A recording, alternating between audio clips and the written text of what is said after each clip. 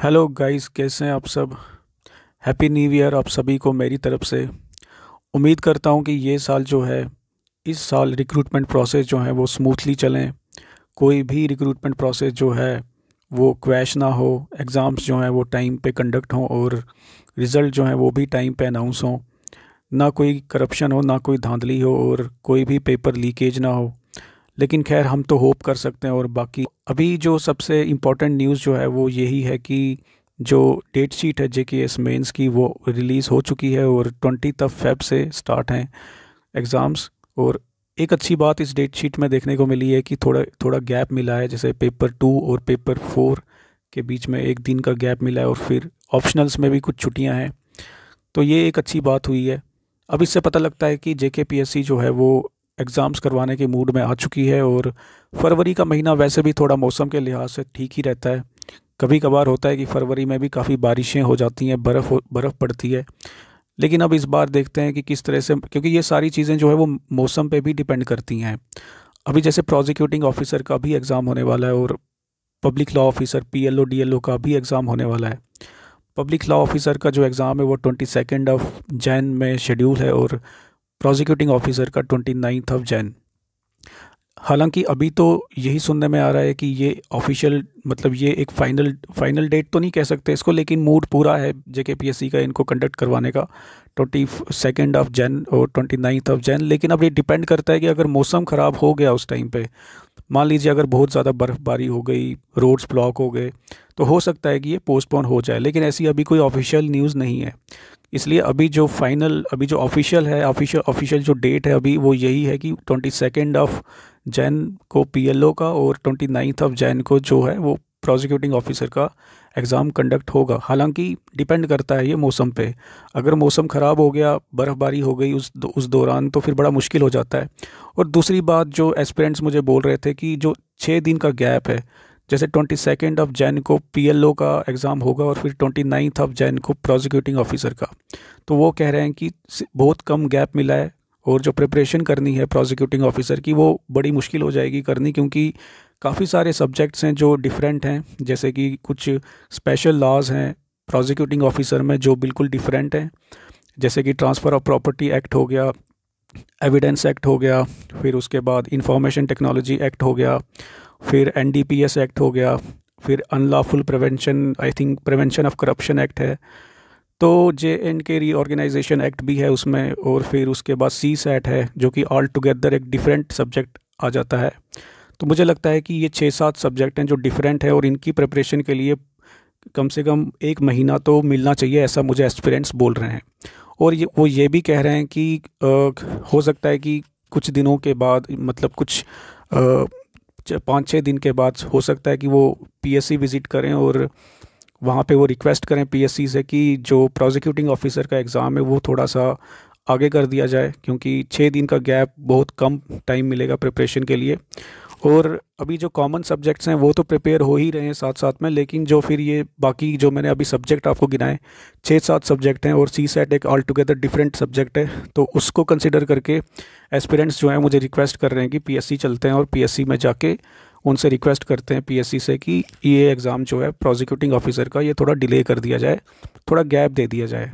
तो हालांकि अब पीएससी की भी कुछ मजबूरियां होंगी, क्योंकि अगर आप देखो तो फरवरी में भी पूरा का पूरा फरवरी का महीना शेड्यूल्ड है, एग्ज़ाम्स वगैरह हैं। 20 फरवरी से जो है वो जेकेएस का एग्ज़ाम स्टार्ट होगा। लेकिन एक और बात बोल रहे थे जो जेकेएस एस्पिरेंट्स हैं कि 21 फेब से आई थिंक नेट के एग्ज़ाम्स भी स्टार्ट हो रहे हैं और ये क्लैश हो रहे हैं जेकेएस मेंस के साथ। तो वो ये भी कह रहे थे कि वो विज़िट करेंगे पीएससी और रिक्वेस्ट करेंगे पीएससी से कि ये थोड़ा थोड़ा जो टाइमिंग है एग्ज़ाम्स की ये थोड़ी आगे पीछे कर दी जाए, क्योंकि 21 फेब से शायद नेट के एग्ज़ाम्स भी स्टार्ट हैं। तो ये कुछ चीज़ें हैं जो काफ़ी ज़्यादा, मतलब थोड़ी सी लग रहा है कि यहाँ पे एस्पिरेंट्स जो हैं वो थोड़े से उन्हें वो थोड़े सेटिस्फाइड नहीं लग रहे हैं और वो कह रहे हैं कि थोड़ा सा इसमें चेंज होना चाहिए शेड्यूल में। हालांकि 22 जो है, जो पीएलओ का एग्ज़ाम है, उसके लिए तो ज़्यादा कोई कुछ बोल नहीं रहा है, क्योंकि वो तो चलो अपने टाइम पे है।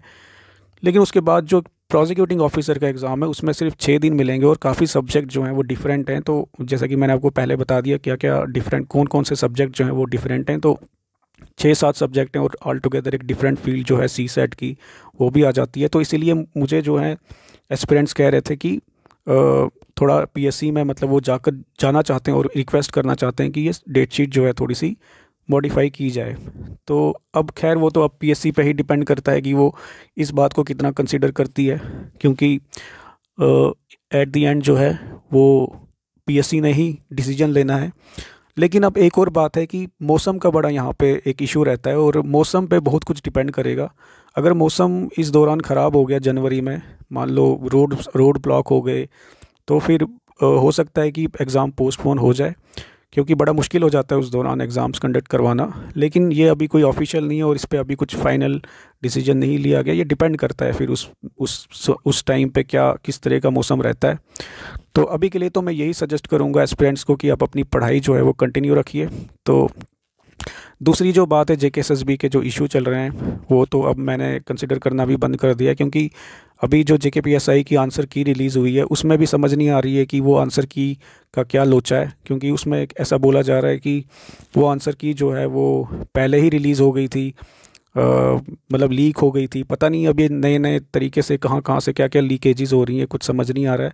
तो उस पर भी जो है एस्पिरेंट्स काफ़ी ज़्यादा शोर कर रहे हैं और वो काफ़ी ज़्यादा एग्रीव्ड हैं। तो अब जो बाकी के एग्ज़ाम्स हैं, जैसे अकाउंट असिस्टेंट का है, फाइनेंस अकाउंट असिस्टेंट का है, और बाकी जो हमने फॉर्म फिलअप करे थे पहले जेकेपी सॉरी ये फाइनेंस इंस्पेक्टर और फाइनेंस इंस्पेक्टर, ये जो फॉर्म हमने फिलअप करे थे उसके भी अभी एग्ज़ाम्स होने हैं। तो मुझे नहीं लगता कि फरवरी या मार्च में वो एग्ज़ाम्स होंगे। वो मुझे लगता है कि अभी डिले ही होंगे, अप्रैल या मई में हो सकता है कि वो हो जाएं। अब ये डिपेंड करता है कि जेकेएसएसबी कितनी जल्दी सारे प्रोसेस को कंप्लीट करती है, क्योंकि अभी जो ये एपटेक लिमिटेड कंपनी है वो भी अभी कंट्रोवर्सी में ही है और उस पर भी आई थिंक काफ़ी अभी केस उस पर चल ही रहा है। तो अब फ़िलहाल तो कुछ समझ नहीं आ रही कि जेकेएसएसबी का क्या फ्यूचर है। अभी कुछ दिनों पहले सुनने में आ रहा था कि जो हिमाचल पब्लिक सर्विस कमीशन है उसे सस्पेंड कर दिया गया है, क्योंकि वहाँ पे भी कुछ इसी तरह की धांधलियाँ सामने आ रही थी और कुछ लूप होल्स सामने आ रहे थे। तो वो हिमाचल पब्लिक सर्विस कमीशन को सस्पेंड ही कर दिया गया है। तो कहीं ना कहीं मुझे लगता है कि जो चीज़ें हैं वो स्मूथ चलनी चाहिए। जो हमारी इंस्टीट्यूशंस हैं जैसे जेकेपीएससी है और जेकेएसएसबी है, इन्हें भी अपना काम जो है वो बिल्कुल स्मूथली करवाना चाहिए। और बाकी जो करप्शन हो रही है या फिर जो लीकेजेस हो रही हैं या जो भी है ये धांधलियाँ जो भी ये सामने आ रही हैं, ये नहीं होनी चाहिए, क्योंकि इससे क्या होता है कि एस्पिरेंट्स का टाइम वेस्ट होता है और फिर मेंटल हरासमेंट भी होता है। काफ़ी ज़्यादा जो मेंटल हेल्थ है एस्पिरेंट्स की वो काफ़ी ज़्यादा सफ़र कर रहे हैं वो। तो मुझे लगता है कि कहीं ना कहीं सरकार को भी इस बात पे ध्यान देना चाहिए और जो हमारी रिक्रूटमेंट एजेंसीज़ हैं, जो हमारी एडमिनिस्ट्रेशन है, उन्हें भी इस बात का ख्याल रखना चाहिए कि जो भी एग्ज़ाम्स कंडक्ट कराएं वो स्मूथली करवाएं और करप्शन फ्री तरीके से फेयर वे में करवाएं। तो खैर अब ये तो डिपेंड करता है कि वो किस तरह से इन चीज़ों को चलाएंगे। तो अभी फ़िलहाल जेकेएसएसबी का तो मुझे कुछ समझ में नहीं आ रहा, क्योंकि सारा मामला जो है वो ठंडा ही लग रहा है और चीज़ें जो है वो काफ़ी ज़्यादा उलझ गई हैं। वो होता है ना कि बहुत ज़्यादा जैसे धागा होता है वो एकदम से उलझ जाता है, फिर वो निकालना मुश्किल हो जाता है। तो वैसे ही कुछ सिचुएशन यहाँ पे हो गई है, सारा गुत्थम गुत्था हो गया है। तो फ़िलहाल तो मैं इस पे ज़्यादा ध्यान नहीं देता जेकेएसएसबी पे। तो अभी जो ये एग्ज़ाम्स है हमारे प्रोसिक्यूटिंग ऑफिसर और पीएलओ, मैं तो एस्पिरेंट से यही कहूँगा कि जो भी एलिजिबल हो वो प्रिपरेशन करो इसकी। और जेकेएस मेंस मुझे लगता है कि अब टाइम पर ही होगा, मुझे नहीं लगता कि वो इसमें कोई फेरबदल करेंगे। जेकेएस मेंस जो है वो टाइम पर ही होने वाला है। बाकी वो जो नेट का इशू है, नेट के जो एग्ज़ाम्स होने हैं, मुझे लगता है कि एस्पिरेंट्स को जाना चाहिए, पीएससी विजिट करना चाहिए और अपनी बात रखनी चाहिए।